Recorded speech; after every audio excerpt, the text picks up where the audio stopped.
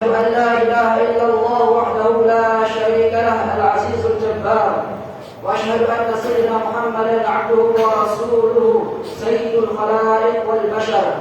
اللهم صل وسلم وبارك على سيدنا محمد المختار وعلى آله وأصحابه الأخيار عدد نعم الله أفضاله.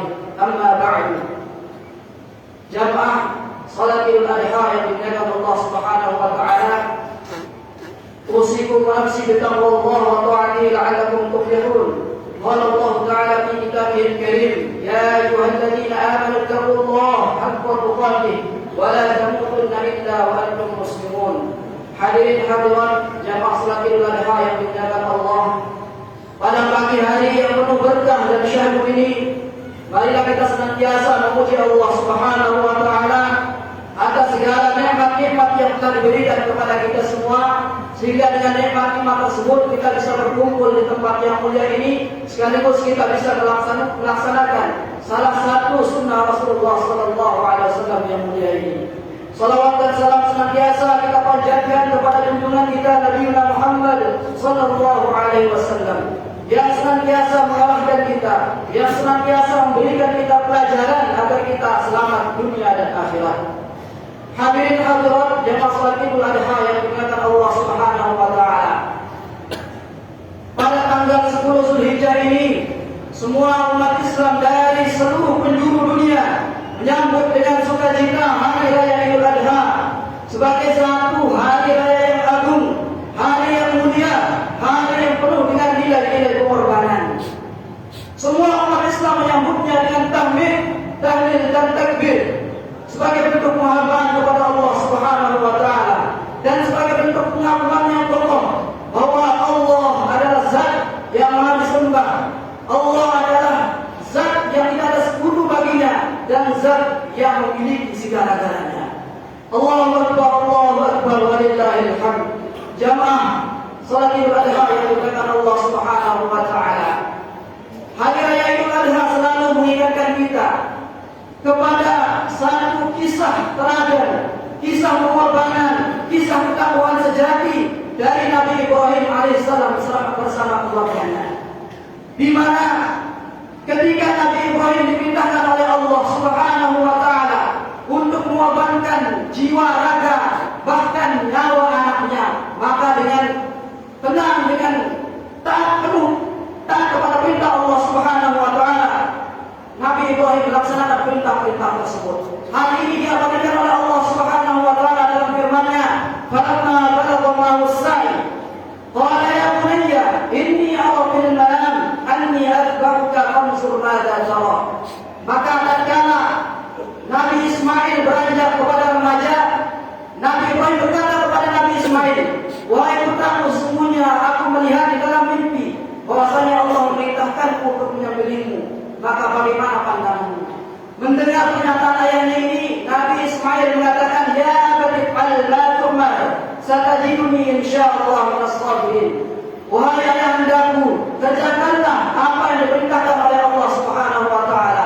Sesungguhnya engkau akan mendapatiku insyaallah menjadi orang-orang yang sabar.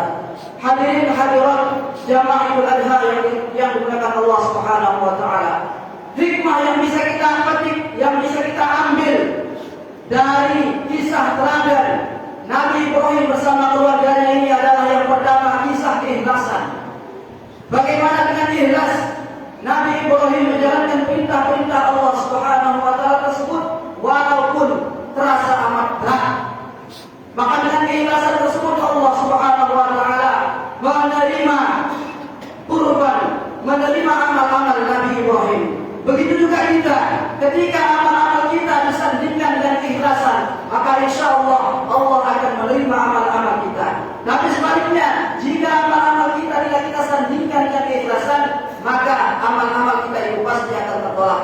Rasulullah SAW bersabda, "Inna Allah la yaqbalu min amalin illa ma kana khalisan wa butughiya bihi wajhullah." Sesungguhnya Allah Subhanahu wa taala tidak akan menerima amal seseorang kecuali amal tersebut dilandaskan dengan keikhlasan kepada Allah Subhanahu wa taala.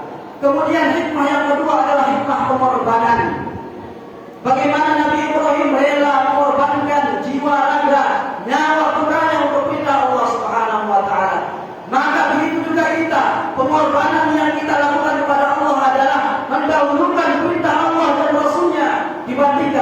perintah lainnya. Mendahulukan perintah Allah dan Rasulnya dibandingkan dengan apapun.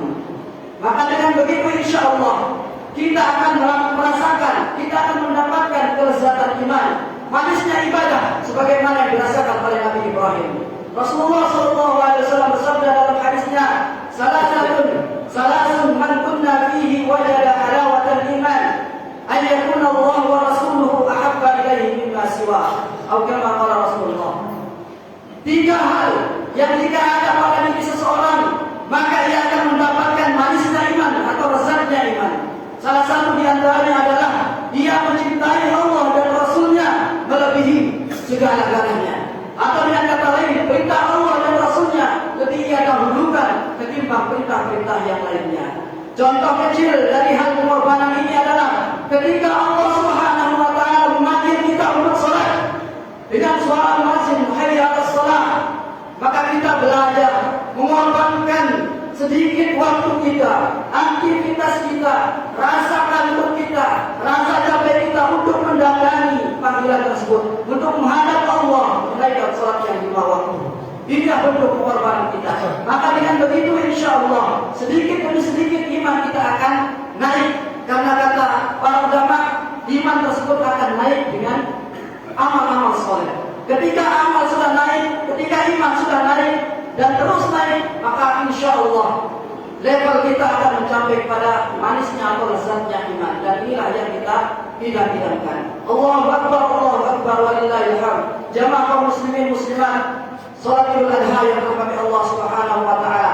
Terakhir, salat Idul Adha juga memberikan pelajaran kepada kita tentang pelaksanaan proses haji.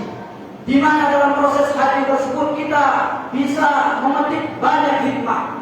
Di antaranya adalah semua kekayaan, semua pangkat jabatan yang kita miliki hanyalah sementara. Yang kelak akan kita ganti dengan kain putih, sebagaimana kain ihram yang menyelimuti para jemaah haji. Hukumnya para jemaah haji, berkumpulnya jemaah haji di Arafah memberikan pelajaran kepada kita bahwa suatu saat Allah Subhanahu wa taala akan mengumpulkan kita dan meminta pertanggungjawaban terhadap semua amal-amal kita.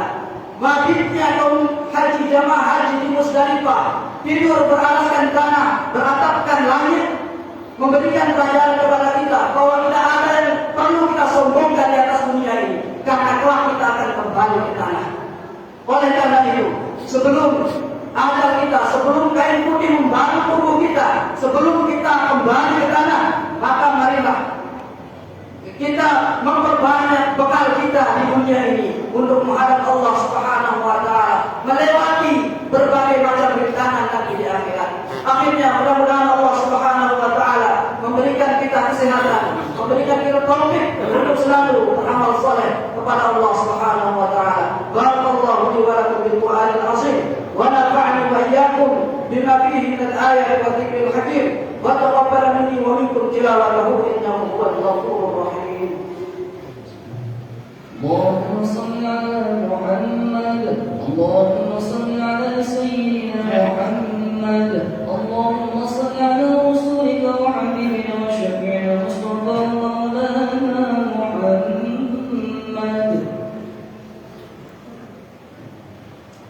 الله أكبر الله أكبر الله أكبر الله أكبر الله أكبر الله أكبر الله أكبر كبيرا والحمد لله كثيرا وسبحان الله بكرة واصيلا لا إله إلا الله الله أكبر الله أكبر ولله الحمد.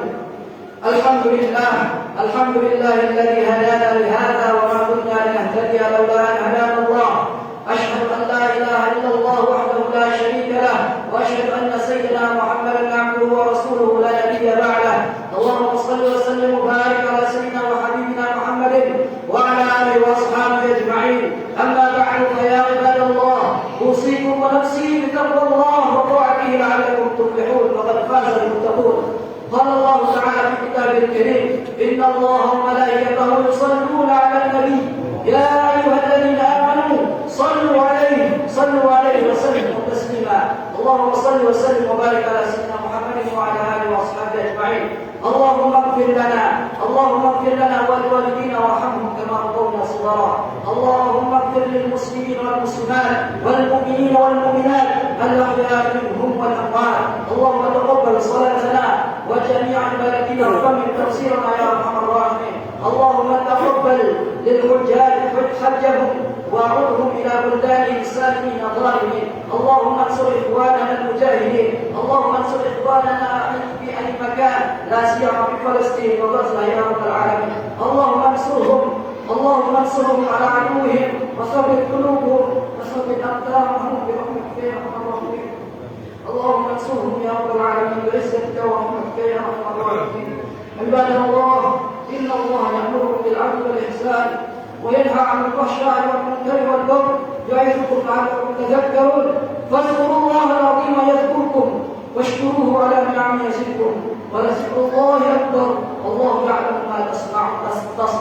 والسلام عليكم ورحمة الله وبركاته.